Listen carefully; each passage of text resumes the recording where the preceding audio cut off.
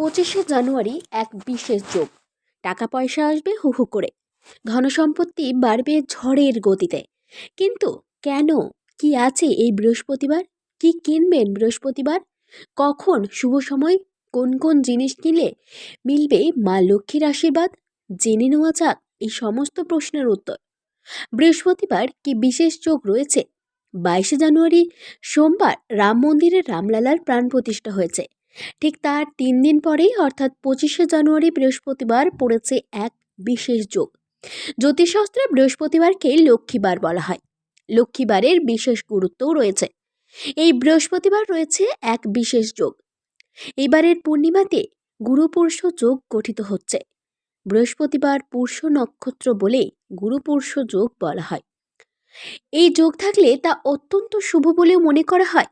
বিশেষ করে তার কেনাকাটার ক্ষেত্রে অত্যন্ত শুভ। শাস্ত্র মতেই বিশেষ যোগ থাকাকালীন কেনাকাটা করলে সংসারে সুখ সমৃদ্ধি ভরে যায়। প্রিয় দর্শক বন্ধু, চলো জেনে নেওয়া যাক কখন তৈরি হচ্ছে এই পুষ্যযোগ। আগামী 25শে জানুয়ারি বৃহস্পতিবার গুরুপুরষযোগ তৈরি হচ্ছে, যেদিন মা লক্ষ্মীর সাথে ভগবান বিষ্ণুর পুজো করা উচিত। পুজোর সময় কনকধারা স্তোত্র পাঠ করুন, মা লক্ষ্মীকে ক্ষীর নিবেদন করুন, ভগবান বিষ্ণুকে পঞ্চামৃত, তুলসী পাতা, গুড় ও ছোলার ডাল নিবেদন করুন। এদিন গঙ্গা স্নানের গুরুত্বও রয়েছে অনেক। 25শে জানুয়ারি সকাল 8টা বেজে 16 মিনিট থেকে 26শে জানুয়ারি সকাল 10টা বেজে 28 পর্যন্ত থাকছে এই গুরুপুরষযোগ। এই সময়টা কেনাকাটা এবং শুভ কাজ করার জন্য অত্যন্ত ভালো। গুরুপুরষযোগে কি কি কিনবেন? এই যোগে সোনা কেনা অত্যন্ত ভালো। সোনাকে মা লক্ষ্মীর প্রতীক বলা হয়। সোনা কেনা ছাড়াও রূপোর গহনা বা বাসনপত্র কেনাও অত্যন্ত ভালো বলে মনে করা হয়। এতে সুখ সমৃদ্ধি বৃদ্ধি পায়। সোনা কিনতে না পারলে হলুদ কিনুন। হলুদ আপনার ভাগ্যকে শক্তিশালী করে তুলবে।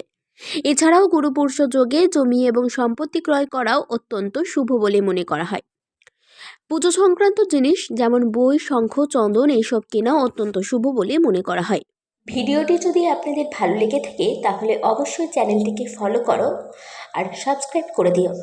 আর তোমাদের কাছের বন্ধুদের বা কাছের মানুষদেরকে ভিডিওটি শেয়ার করতে একদম